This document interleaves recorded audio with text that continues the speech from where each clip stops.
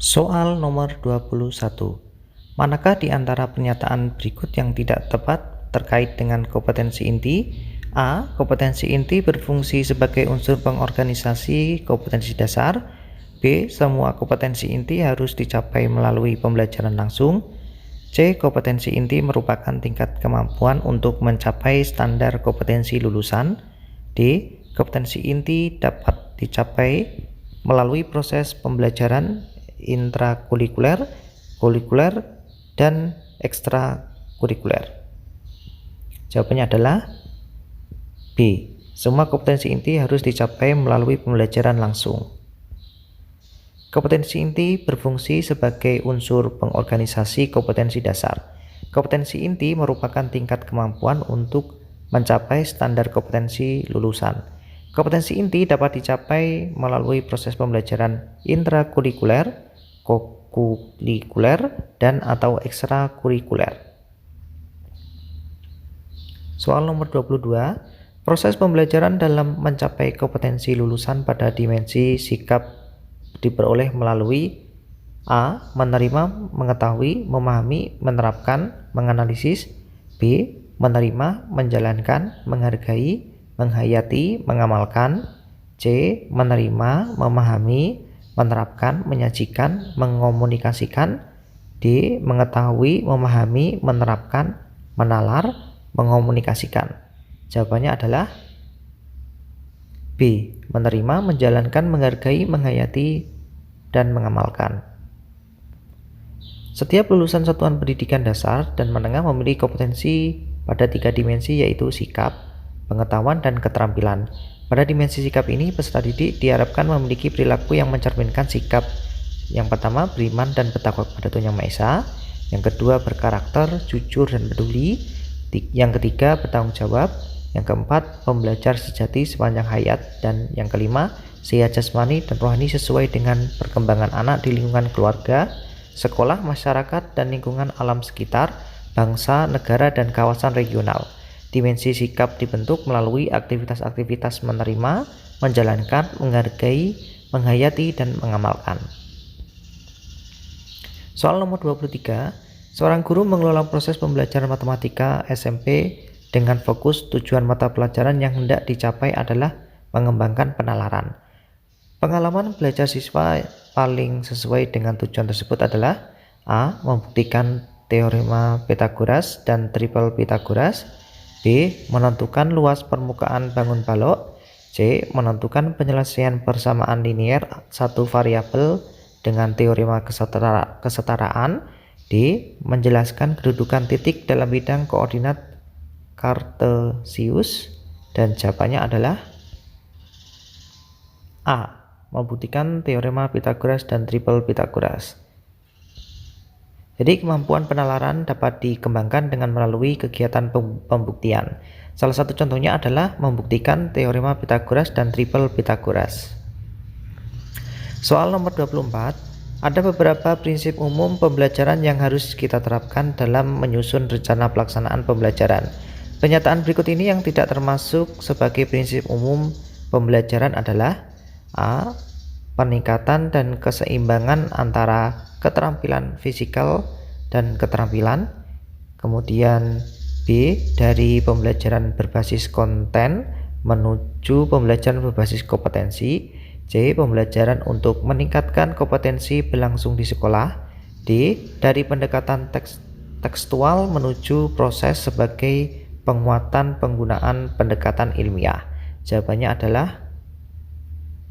C. Pembelajaran untuk meningkatkan kompetensi berlangsung di sekolah. Prinsip umum menyusun RPP antara lain meningkatkan dan keseimbangan antara keterampilan fisikal atau hard skill dan keterampilan dari pembelajaran berbasis konten menuju pembelajaran berbasis kompetensi, dari pendekatan tekstual menuju proses sebagai penguatan penggunaan pendekatan ilmiah. Soal nomor 25. RPP dirancang untuk mendorong semangat belajar, motivasi, minat, kreativitas, inisiatif, inspirasi, inovasi, dan kemandirian. Prinsip penyusunan RPP yang sesuai dengan hal tersebut adalah A. Mengakomodasi pembelajaran terpadu. B.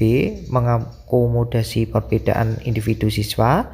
C. Mendorong partisipasi aktif siswa. D. Berpusat pada siswa. Jawabannya adalah D.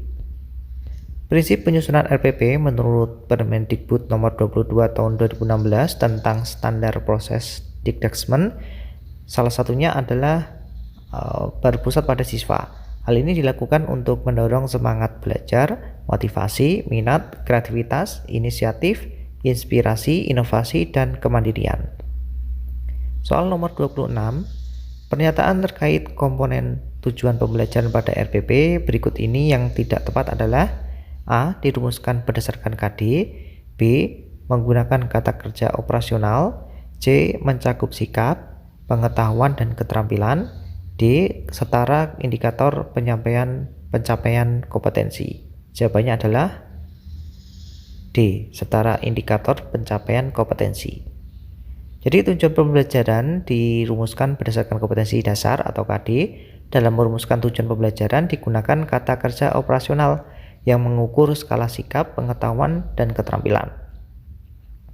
Tujuan pembelajaran mengarahkan kita dalam mendesain kegiatan pembelajaran dalam rangka memfasilitasi siswa mencapai kompetensi. Oleh karena itu, secara tidak langsung tujuan pembelajaran juga berhubungan dengan indikator pencapaian kompetensi atau IPK. Soal nomor 27, materi pembelajaran yang dikembangkan dalam RPP untuk membantu siswa agar optimal penguasaan KD-nya adalah materi A. Pengayaan, B. Remedi, C. Reguler, D. Prasyarat. Jawabannya adalah A. Pengayaan. Setelah siswa memenuhi kriteria ketuntasan minimal atau KKM dalam mata pelajaran tertentu, berikutnya siswa akan diberikan suatu materi yang berguna untuk mengembangkan kemampuan penguasaan KD secara optimal. Materi yang dimaksud adalah materi pengayaan.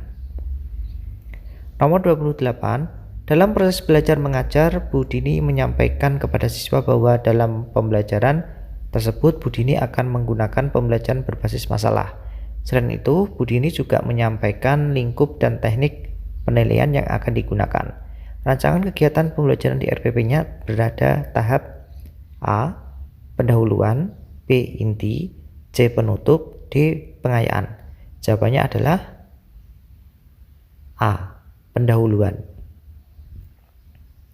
Langkah pembelajaran pada tahap pendahuluan di RPP meliputi kegiatan pembukaan, memberikan orientasi, persepsi, menyampaikan tujuan pembelajaran dan motivasi, menginformasikan cakupan materi dan kegiatan atau cara belajar yang akan dilakukan, serta menyampaikan lingkup dan teknik penilaian yang akan digunakan. Dalam kasus Bu Dini di atas, tahapan yang dilakukan adalah pada tahap pendahuluan. Soal nomor 29, tolak ukur dari kompetensi dasar yang dipelajari siswa sehingga muatan kemampuan yang ada di dalamnya harus sejalan dengan muatan kemampuan pada kompetensi dasar. Komponen yang dimaksud adalah A. Kompetensi inti, B. Kompetensi dasar, C. Indikator pencapaian kompetensi, D. Tujuan pembelajaran. Jawabannya adalah C.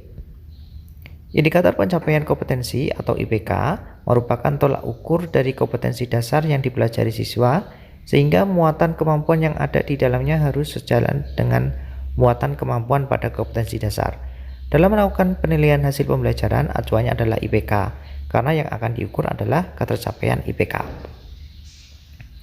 Soal nomor 30, proses mengumpulkan informasi atau bukti melalui kegiatan pengukuran, menafsirkan, mendeskripsikan, dan menginterpretasikan bukti-bukti hasil pengukuran disebut A. Pengukuran, B. Penilaian, C. Evaluasi, D. Observasi. Jawabannya adalah B. Penilaian. Pengukuran adalah kegiatan membandingkan hasil pengamatan dengan suatu kriteria atau ukuran. Penilaian adalah proses mengumpulkan informasi atau bukti melalui kegiatan pengukuran, menafsirkan, mendeskripsikan, dan menginterpretasikan bukti-bukti hasil pengukuran. Evaluasi adalah proses mengambil keputusan berdasarkan hasil-hasil penilaian.